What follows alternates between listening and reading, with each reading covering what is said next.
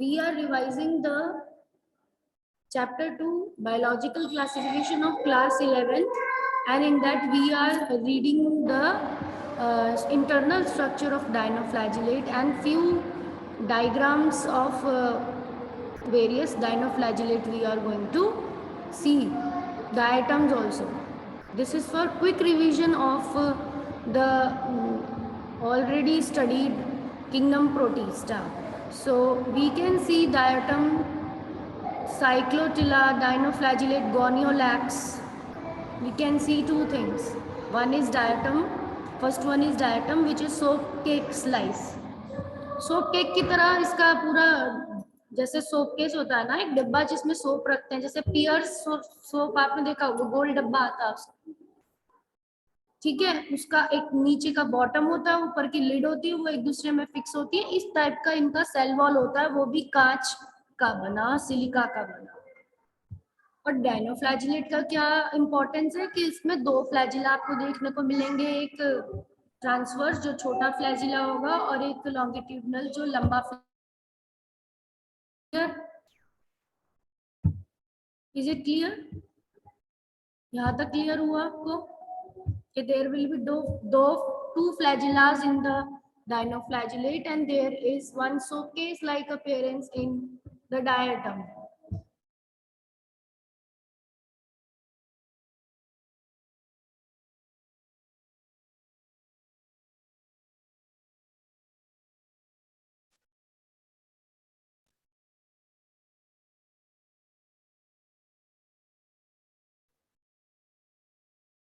तो यहाँ पर आपको दिख रहा है फ्लैजिला है, यहाँ पर एक छोटा और एक बड़ा फ्लैजिला है। डायटम और डायनोफ्लैजिलेट का डायग्राम आपको दिख रहा है। क्लियर हुआ? Is it clear?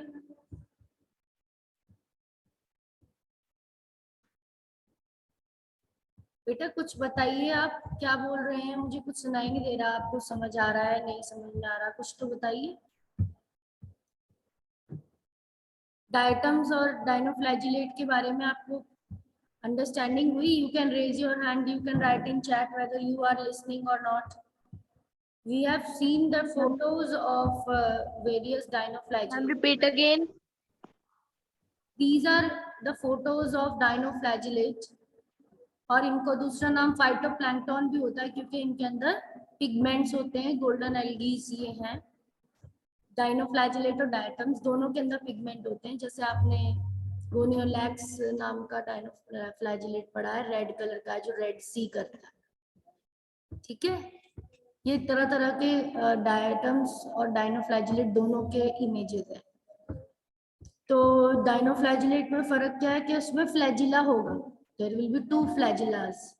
और डायटम्स में क्या फर्क है? There will be two upper and the lower cell walls of glass, silica. Silica की उनकी सेल वॉल्स होंगी जो एक दूसरे में सोप केस की तरह फिक्स होंगी, ठीक है। ये हाई रेजोल्यूशन इमेजेस हैं कि कुछ डायनोफ्लैजिलेट और डायटम्स की, जिससे कि आप पता चल सके कि किस तरह से ये होते हैं। तो यहाँ आपको इमेजेस दिख रही हैं, और भी नॉर्मल इमेजेस भी हम देख सकते हैं डायनोफ्लैजिलेट और डायटम्स की, जिससे हमें पता चल सकता है।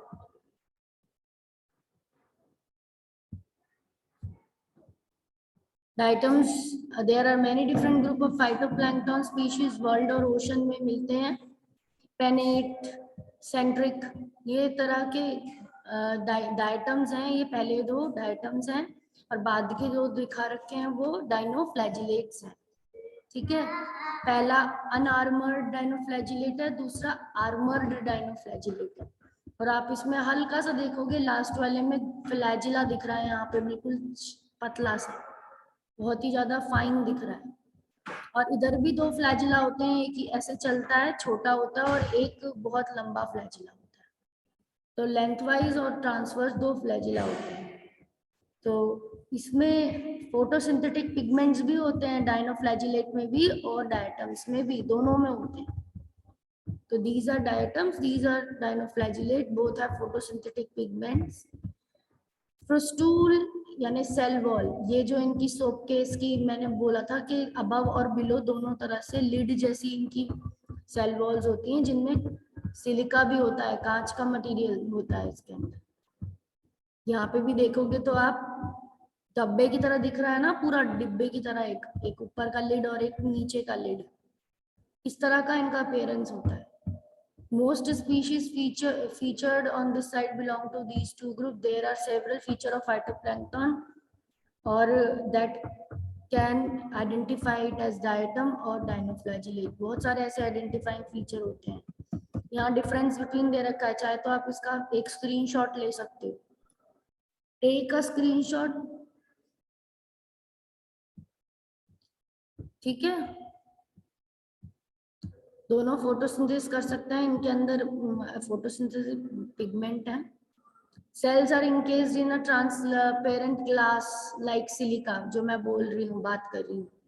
इनका सेल वॉल्स में कांच की तरह सेल का एक पूरा वो होता है आउटर कवरिंग, जिसको फ्रूस्टूल कहते हैं, और ये पेट्री डिश की तरह होता है, जैसे कांच की पेट्री डिश होती हैं, और ओवरलैपिंग होती हैं, जिसमें अपर वाला एपिथीका और लोअर वाला हाइपोथीका बोलते हैं, और एक दूसरे में फिट होता है।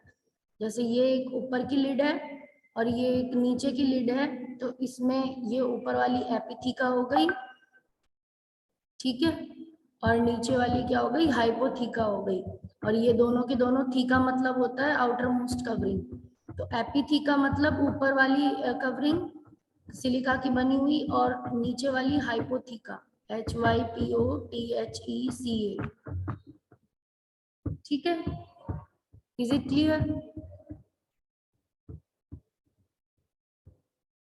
ये बहुत अलग अलग बहुत सुंदर दिखते हैं क्योंकि इनके अंदर सिलिका होता है, और ये फॉसिल्स की तरह इनकी जो बचे हुए रिमेन्स होते हैं ये सी फ्लोर पे जमे रहते हैं,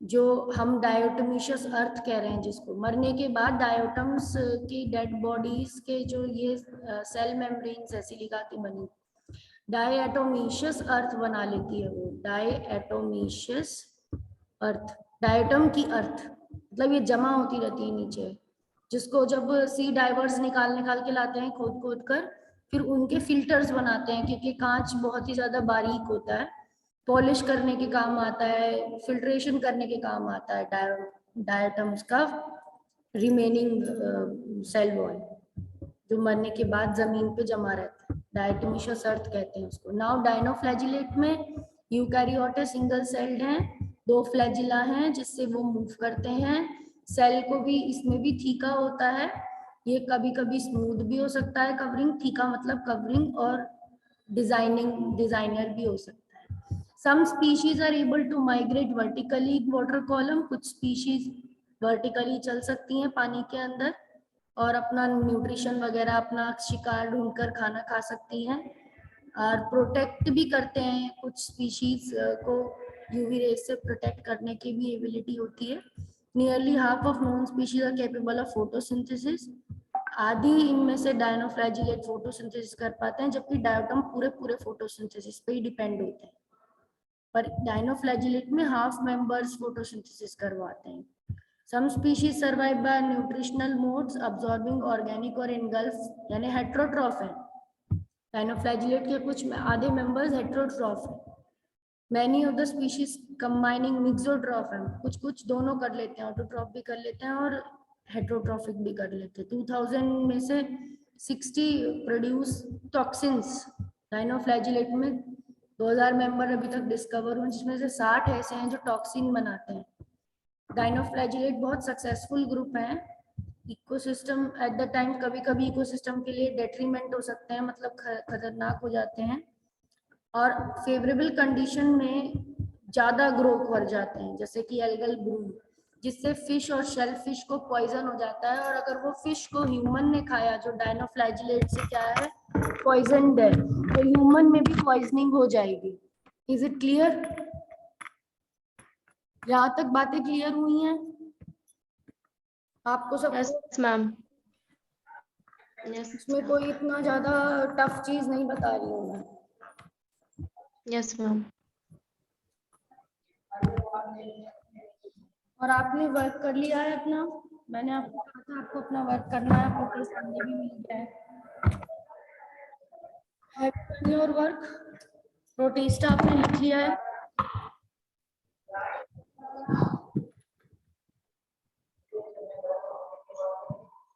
नोट्स मैंने आपको रीसेंड किए थे ग्रुप पे। Have you done that?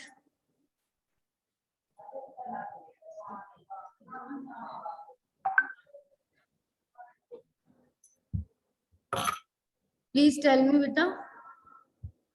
Have you done your work? Is it completed or not?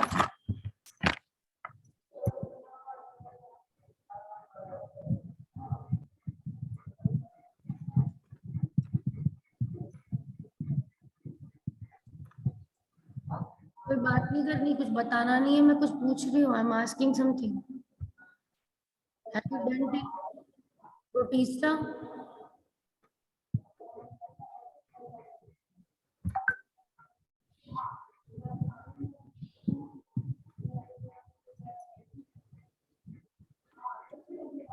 Until you do it, you will not able to understand. जब तक आप लिखोगे नहीं इनको तब तक आपको समझ में नहीं आएगा। ये नाम तक भी आपको सही से याद नहीं रहेंगे कि इसमें क्या क्या मेंबर थे। फिर ऐसे क्यों चैप्टर खत्म करने का क्या मतलब है? अगर आप लिख नहीं रहे हो, उन्हें पढ़ नहीं रहे हो, तो प्रोटिस्टा किंगडम का क्या याद रहेगा आपको? कुछ याद ही नहीं रहेगा। ना मोनेरा को याद रहेगा, बैक्टीरियाज भी नहीं लिखे होंगे आपने जब प्रोटिस्टा नहीं लिखे हैं तो। Is it clear? You have to write it. This is necessary.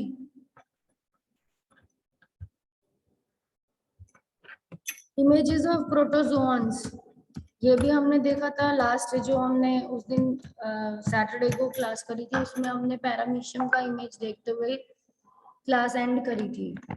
तो प्रोटोजोआ के 4 मेंबर्स हैं और वो आपको पता है, you know that. What are those? Amoeboid. Can you see the screen? Flagellated, ciliated, sporozoans. These four members are amoeboid, flagellated, ciliated, sporozoans. These are the 4 members of the protozoas. जिसमें amoeba आपने diagram में देख रखा है और pseudopodia से वो खाना लेता है, ये आपको पता है। तो ये प्रोटिस्टा किंगडम का लास्ट सब डिवीजन है प्रोटोजोआ, जिसमें 4 मेंबर्स आते हैं। अमीबॉइड आता है, फ्लैजिलेटेड आता है, सीलिएटेड आता है। ऐसे प्रोटोजोआ, ऐसे प्रोटिस्टा जो सीडोपोडिया के थ्रू मूव करते हैं, इन्हें अमीबॉइड कहते हैं। क्या कहते हैं? अमीबा लाइक या अमीबॉइड प्रोटोजोआस। इसमें 2 एग्जांपल दिए, अमीबा और एंटमीबा, जिसमें से अमीबा फ्री लिविंग है, पॉन्ड में रहती है, और एंटमीबा पैरासाइट है, बीमारियां करती है। Is it clear? Are you getting my point? Amoeboid एक बार बता दो। जो सीडोपोडिया से चलते हैं, जो अमीबा जैसे होते हैं, उन्हीं को अमीबॉइड कहते हैं। जिसमें 2 एग्जांपल दिए हुए हैं, अमीबा एक दिया हुआ और एक एंटमीबा दिया हुआ है। एंटमीबा जिसमें से पैरासाइट है, और अमीबा नॉर्मल है जो पॉन्ड में रहता है, अपने से छोटे बैक्टीरिया को खाता है। फ्लैजिलेटेड सेकंड मेंबर है प्रोटोजोआ का, जिसमें 1 या 1 से ज्यादा फ्लैजिला होते हैं, उनको फ्लैजिलेटेड बोल देते हैं। ऐसे भी प्रोटोजोआ हैं जो फ्लैजिला से मूव करते हैं। एग्जाम्पल ट्रैपेनोसोमा, जो कि स्लीपिंग सिकनेस भी करता है, ये एक बीमारी करता है, फ्लैजिलेटेड प्रोटोजोआ है ट्रैपेनोसोमा इसका नाम है। ये स्लीपिंग सिकनेस करता है, नर्वस सिस्टम की प्रॉब्लम होती है ये। Now next is ciliated. इनके अंदर सीलिया होता है और ये फूड को मूव कराते हैं अपने गुलेट में। गुलेट मतलब माउथ जैसा इनके पास स्ट्रक्चर होता है, सीलिया से घिरा हुआ। तो जब ये उस सीलिया को मूव करते हैं तो धीरे धीरे ये खाने को अपने गुलेट में डालते हैं। और सीलिया इनको 2 चीजों में मदद करते हैं। एक तो खाना लेने में तो मदद करते ही हैं, स्लीपर शेप होते हैं जैसे हमारे चप्पल होती है। तो यहाँ गुलेट में सीलिया अंदर वाले पोर्शन पे भी होते हैं। वैसे जनरली सीलिया बाहर इनकी में बाउंड्री पे है, पर यहाँ पर गुलेट की तरफ भी काफी सारे सीलिया अंदर की तरफ होते हैं जो खाना अंदर ले पाए। ये इनका गुलेट है, सर्कल सा, यहाँ पे छोटे छोटे फाइन एयर जैसे स्ट्रक्चर होते हैं और ये फाइन एयर लाइक स्ट्रक्चर पूरी बाउंड्री पे भी होते हैं। ठीक है, ऐसे पैरामीशियम बना रही हूँ। तो ऐसे प्रोटोजोआ जिनमें चलने के लिए, चलने फिरने के लिए, खाना खाने के लिए सीलिया की हेल्प ली जाती है। गुलेट में फूड लेने के लिए सीलिया की हेल्प ली जाती है।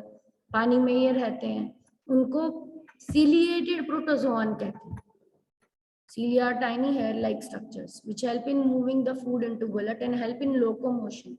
Locomotion means one place to another. एक प्लेस से दूसरी प्लेस के जाने में भी सीलिया मदद करते हैं। Is it clear? Yes, ma'am. Now sporozoans, कुछ ऐसे मेंबर्स हैं इसमें जो कि इन्फेक्टेड, जिनकी स्टेज लाइफ साइकिल में एक ऐसी स्टेज आती है जो इन्फेक्टिव स्टेज है, जहां पर वो स्पोर्स बनाते हैं। Example Plasmodium which causes malaria, और इनका एग्जाम्पल क्या है? प्लाज्मोडियम है जो कि मलेरिया भी करता है। तो यहाँ पर अब हम कुछ एग्जाम्पल्स देखेंगे प्रोटोजोआ के। यहाँ पर आप देख रहे हो जो इमेजेस मैं आपको दिखा रही हूँ, are you able to see? No, ma'am. Yes. Now it is visible. So these are all Yes, ma'am. protozoa. You can see Yes, ma'am. parameciums which are having many hair-like structures. Paramecium देख रहे हो, sleeper shape है, चारों तरफ से hair like structure है और बहुत सारे उसके अंदर ऑर्गेनेलीज हैं जो फूड वैक्यूल न्यूक्लियस, अभी आएगा, अपलोड हो रहा है।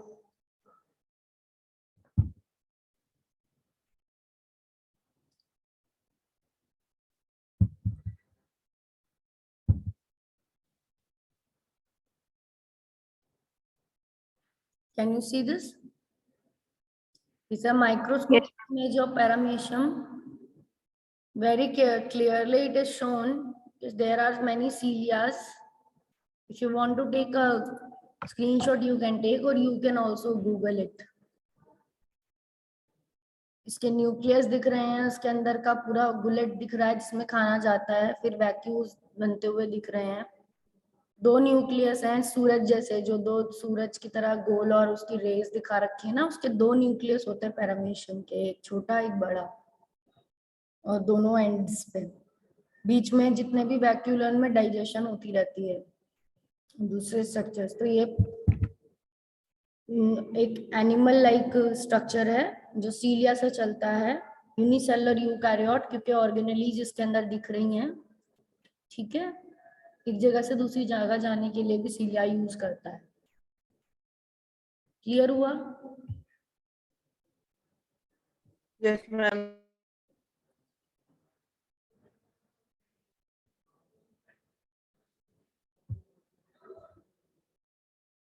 तो यहाँ पर हम बाकी और भी देख सकते हैं इमेजेस को। हम स्पोरोजोन्स यानी प्लाज्मोडियम की इमेज भी देख सकते हैं। स्पोरोजोन में प्लाज्मोडियम आता है, उनकी एक इन्फेक्टिव स्टेज होती है स्पोर फॉर्मेशन, मतलब मल्टीपल फिजन करते हैं ना वो। मल्टीपल फिजन आपने 10th में पढ़ी हुई है, प्लाज्मोडियम डू मल्टीपल फिजन। तो प्लाज्मोडियम की ऐसी स्टेजेस जो स्पोर्स बनाने के एबल हैं, इसीलिए उनको स्पोरोजोन्स बोला गया है। क्या बोला गया है? स्पोरोजोन्स। बहुत सारे सेल्स बना लेता है, बहुत सारे डिवाइड करता है, अपने अंदर स्पोर्स बनाता है। आप देख सकते हो आरबीसी के अंदर इसकी गोल गोल से ब्लैक कलर के स्पोर्स बन रहे हैं। ये आरबीसी के अंदर ग्रो होता है, आरबीसी का नंबर इसलिए कम हो जाता है। ठीक है, मलेरिया तो हमारे खून में, मलेरिया का पैरासाइट ब्लड में घूमता रहता है ना, प्लेटलेट्स कम हो जाती हैं, ब्लड कम हो जाता है, तो उसकी स्टेज है स्पोरोजोन्स। ये सब इसकी स्टेजेस हैं, आप देख सकते हो किस तरीके से इसकी अलग अलग स्टेज पे अलग अलग तरह के अलग अलग शेप के स्पोर्स बने हैं। Can you see it?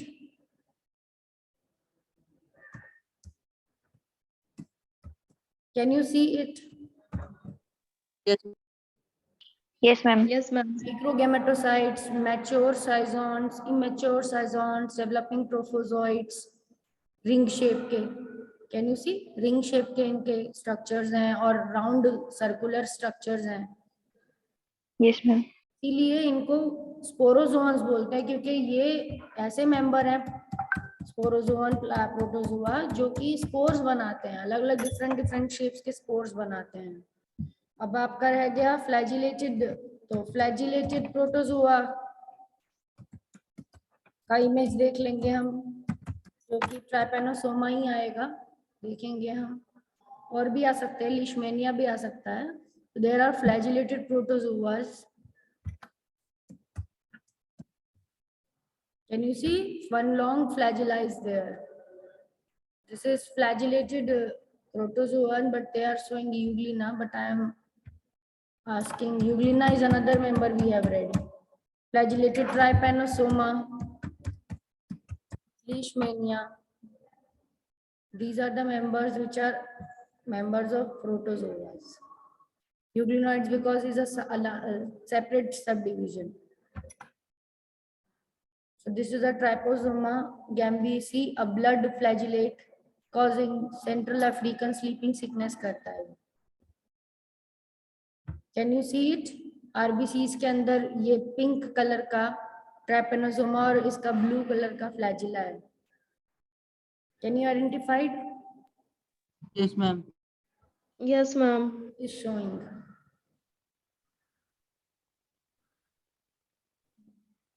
Here also there is an image. Long flagella is there here. The labeling is there. Free flagellum, attached flagellum, undulating membrane, parabasal body, kinetoplast nucleus. Now we can see another image of another flagellated protozoans, that is leishmania, जो काला jar करती है। ये भी flagellated protozoan होती है।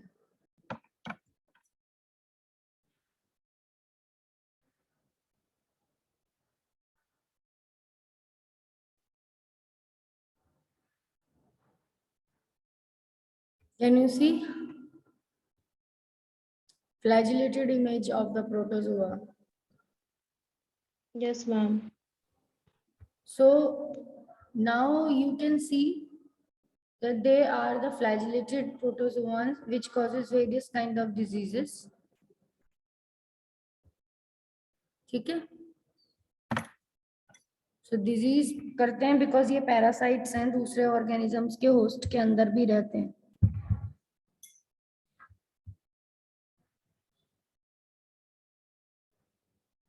उनके sales को मारते हैं, उनमें बीमारियां करते हैं।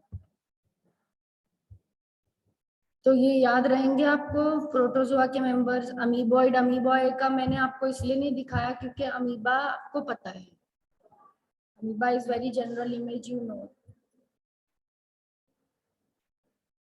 Yes, ma'am.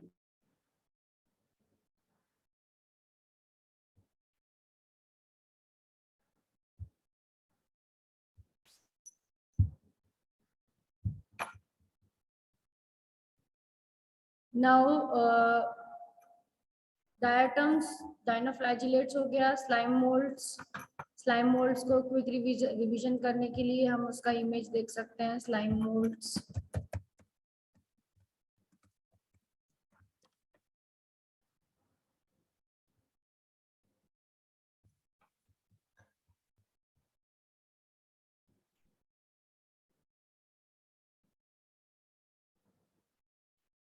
तब भी हमने देखा था उस दिन, किसी भी डेड मैटर के ऊपर ग्रो होते हुए येलो कलर के ऐसे बॉल जैसे फंगस जैसे लगेंगे, पर है स्लाइम मोल्ड्स, ऐसे हमको दिखते हैं।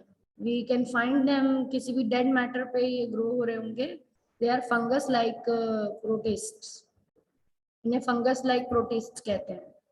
इस तरह से छोटे छोटे से ट्यूब्स जैसे, कैप्सूल जैसे हमें निकलते हुए दिखेंगे स्लाइम मोल्ड्स। डेड लीफ के ऊपर ग्रो है, कैन यू सी इट? एक लीफ है टूटा हुआ, उसके ऊपर ग्रो हुए हैं, कैन यू सी और नॉट? Yes. और इनकी लाइफ साइकिल देखें तो फिर हमें दिख जाएगा कि इसके अंदर प्लाज्मोडियम जैसा ही एक स्पोर फॉर्मिंग स्ट्रक्चर आता है जिस केस में जिस टाइम पर ये अपने स्पोर्स बनाते हैं। मैच्योर प्लाज्मोडियम कुछ इस तरह का दिखता है, ड्राई कंडीशन में छोटा सा दिखता है और फिर इनके कैप्सूल्स के अंदर से स्पोर्स निकलते हैं और स्पोर फिर जर्मिनेट करके ऐसे अमीबा जैसे स्ट्रक्चर्स बना रहे हैं। Fusion of protoplasm, plasmogamy fuse करके जाइगोट बना, जाइगोट के बाद वापस यंग प्लाज्मोडियम बना, मैच्योर प्लाज्मोडियम बना, फिर दोबारा से स्पोर बनाने लगा। Can you see? स्पोर जब जर्मिनेट हो रहा है तो अमीबा जैसे स्ट्रक्चर बन रहे हैं, दो अमीबा जैसे सेल्स फ्यूज हो रहे हैं और फ्यूज होके जाइगोट बना रहे हैं, जाइगोट बना के अपने अंदर यंग प्लाज्मोडियम बना के, बड़ा प्लाज्मोडियम बना के और फिर ड्राई कंडीशन में स्पोर्स बनाने के लिए रेडी। तो डिप्लॉइड फेज रहता है प्लाज्मोडियम का और हैप्लॉइड फेज रहता है अमीबा का, अमीबा जैसे स्ट्रक्चर्स का।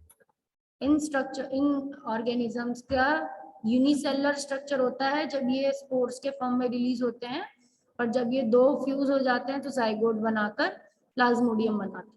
Is it clear? Yes, ma'am. ठीक है, डिफरेंट डिफरेंट कलर में मिल जाएंगे आपको, बहुत स्टिकी स्लाइमी से लगेंगे आपको, अलग अलग रंग के होंगे और इनमें भी फेवरेबल कंडीशन में जब हमें प्रोडक्शन करना है तो ये स्पोर्स बना देंगे और स्पोर्स कई सालों तक सरवाइव कर सकते हैं। यूग्लिनोइड स्टैग्नेंट फ्रेश वाटर में मिलते हैं, प्रोटीन रिच लेयर होती है आउटर मोस्ट पेलिकल, और फोटोसिंथेटिक होते हैं लाइट की प्रेजेंस में, और अगर लाइट नहीं मिले तो ऑटोट्रॉफ के तरह से भी काम कर सकते हैं। ठीक है, क्लियर? यूग्लिना की भी एक हम इमेज देख लेंगे जिससे हमें पता चल जाएगा उसके सारे features. Can you see this image? Euglena, you have to draw all type of these type of images from your internet. अच्छी अच्छी इमेजेस आपको ड्रॉ करके और अपने नोट्स पूरे करने हैं। नोट्स में इस वाले पीडीएफ नोट में इनके डायग्राम नहीं है, मैं स्पेशली डायग्राम इसलिए दिखा रही हूँ ताकि आप इन्हें बनाओगे तो आपको ज्यादा याद रहेगा यूग्लिना के अंदर क्या क्या पार्ट्स थे, यूग्लिना का स्ट्रक्चर कैसा होता है। उसके अंदर गोल्जी अपैरेटस है, कॉन्ट्रैक्टाइल वैक्यूल है, स्टिग्मा आई स्पॉट है। ये आई स्पॉट इसलिए मेन है बिकॉज ये ही लाइट सेंसिटिव स्पॉट है, इससे ही वो लाइट की तरफ मूव करता है, फोटोसिंथेसिस कर सकता है। इसमें पिगमेंट्स होते हैं। हमारी आंख क्यों लाइट से सेंसिटिव है? क्योंकि वो रोशनी को पहचानती है, फोटो रिसेप्टर्स हैं, और फिर वहां से फ्लैजिला भी निकल रहा है। फ्लैजिला भी होता है इसमें, न्यूक्लियस है, न्यूक्लियोलस है, माइटोकॉन्ड्रिया है, मेम्ब्रेन है, और प्लाज्मा मेम्ब्रेन के ऊपर एक कलरलेस तरह का एक कवरिंग भी है जिसे पेलिकल बोला गया है। क्या बोला गया है? पेलिकल। और chloroplast, can you see there are chloroplast जो भी फोटोसिंथेसिस करने में हेल्प करते हैं। पहले आई स्पॉट से वो लाइट की तरफ जाता है, लाइट की तरफ जाके क्लोरोप्लास्ट से एब्जॉर्ब करके फोटोसिंथेसिस करता है। Is it clear? Is it clear और नॉट? No, ma'am. एक बार और बता दो। बेटा ये सारे पार्ट्स याद करने हैं। सेल ऑर्गेनेली जैसे यूकैरियोटिक सेल होता है उसमें बाकी ऑर्गेनेली तो सब होंगी, न्यूक्लियस, माइटोकॉन्ड्रिया, प्लाज्मा मेम्ब्रेन, पर इसमें स्पेशल क्या है? प्रोटोजुआ होने के बावजूद भी इसके अंदर क्लोरोप्लास्ट है। ठीक है, यानी कि ये एक लिंक है लिविंग उसका, प्लांट और एनिमल सेल्स का। फिर इसके अंदर कॉन्ट्रैक्टाइल वैक्यूल येलो कलर का दिखा रखा है, येलो कलर का गोल्जी बॉडीज दिखा रखी हैं इसके अंदर। स्टिग्मा आई स्पॉट दिखा रखा है जो इसे लाइट सेंसिटिव एरिया की तरफ लेके जाता है क्योंकि उसमें फोटो रिसेप्टर्स है। एक बार वो लाइट की तरफ चला गया तो वो क्या कर सकता है? Photo synthesis. जब लाइट होगी तो फोटोसिंथेसिस करेगा, जब लाइट नहीं है तो हेटेरोट्रॉफिक न्यूट्रिशन करेगा। Is it clear? और फ्लैजिला से मूव करता है, it move by flagella. It has a thin layer of protein, this layer, the outermost, this is pellicle, this is called pellicle. Clear हुआ? आप ये डायग्राम बनाओगे, चाहे तो अगर आप स्क्रीनशॉट लेना चाहते हो तो ले सकते हो, नहीं तो खुद सर्च करके बना लेना यूग्लिना लेबल्ड इमेज। समझ आया? नोट्स अच्छे बनाने हैं, बिल्कुल बेहतरीन बनाने हैं नोट्स। आपको ही काम Yes, आए ma'am. काम आएंगे, मेरे को काम नहीं आएंगे। जब प्रिपेयर करोगे, चाहे नीट के लिए प्रिपेयर करो, चाहे अपने 11th के एग्जाम के लिए प्रिपेयर करो, you will be only benefited by if you notes make good notes. Dinoflagellates का मैंने आपको बता दिया, 2 फ्लैजिला होंगे, एक लॉन्गिट्यूडनल लंबा फ्लैजिला जो लेंथवाइज जाएगा और एक शॉर्ट फ्लैजिला जो ट्रांसवर्स होगा। और ये टॉक्सिन्स भी बनाते हैं। गोनियोलैक्स नाम का रेड डायनोफ्लैजिलेट होता है जो रेड टाइट करता है। Is it clear?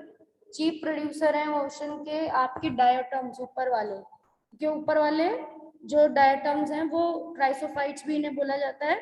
और इनकी सेल वॉल में कांच, जैसा मैंने बताया था, कांच होता है और जो खत्म नहीं होता। कांच आप रिसाइकल कर सकते हो, पर कांच इंडिस्ट्रक्टेबल होता है, खत्म नहीं होता है।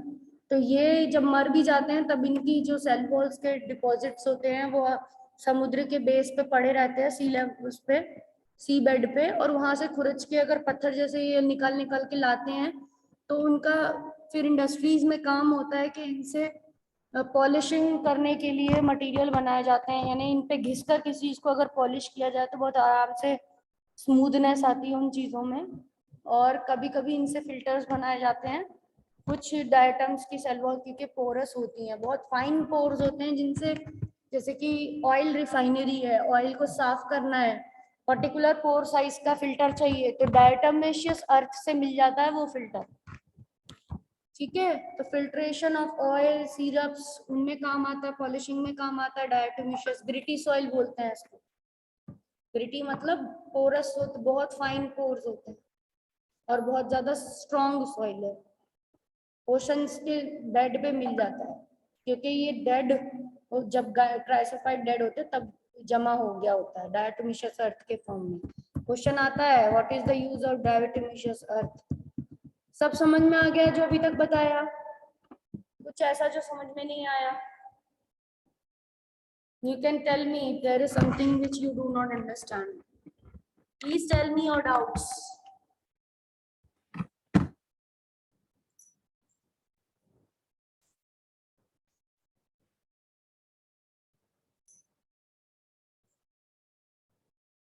मैम स्लाइम मोल्ड्स बता दो एक बार। Slime molds, fungus-like होते हैं। वो ऐसे होते हैं जो fungus-like होते हैं। मतलब उनकी ग्रोथ फंगस की तरह है और इवन उनका जो फूड है वो भी डेड बैठ है, डेड लीफ पे ग्रो हो रहे हैं। उनकी लाइफ साइकिल के वक्त उनकी जो हैप्लॉइड स्टेज है, यानी जब उनका क्रोमोसोम हाफ हो रहा है, स्पोर्स से जो बनी है जस्ट स्टेज, तो वो अमीबा कहलाती है। अमीबा लाइक स्टेज को बोला जाता है अमीबा लाइक सेल। और जब वो 2 अमीबा लाइक सेल मिक्स हो जाते हैं तो डिप्लॉइड बन जाती है, यानी क्रोमोसोम डबल हो गए और फिर वो स्पोर्स बनाने के लिए प्लाज्मोडियम स्टेज बना देते हैं। सेप्रोफाइटिक मतलब डेड पे ग्रो होने वाले, सूटेबल कंडीशन में ये जुड़कर प्लाज्मोडियम बना लेंगे डेड ट्विग्स के ऊपर, लीव्स के ऊपर, और अनफेवरेबल कंडीशन में प्लाज्मोडियम अपने टिप्स पर स्पोर्स बनाने लगेगा, फ्रूटिंग बॉडीज बनाएगा, फ्रूटिंग बॉडीज में से स्पोर्स निकालेगा। ये हैप्लॉइड कंडीशन में अमीबा जैसे हैं, इसमें एक आधा न्यूक्लियस इसमें है। जब ये दोनों फ्यूज हुए फेवरेबल कंडीशन में तो एक जायगोट बन गया जिसमें क्रोमोसोम डबल हो गया, और फिर ये इसने ही और अपने जैसे मिलाकर इसने एक प्लाज्मोडियम जैसा स्ट्रक्चर बनाया, और इसके प्लाज्मोडियम के यहाँ पर बहुत सारे ऐसे सेल्स हैं जो मियोसिस करेंगे। मियोसिस मतलब क्रोमोसोम नंबर हाफ करेंगे और फिर स्पोर्स रिलीज करेंगे। फ्रूटिंग बॉडी के टिप्स पे से स्पोर्स निकलेंगे। जब ये स्पोर्स जर्मिनेट करेंगे तो वापस ये अमीबा बन जाएगा।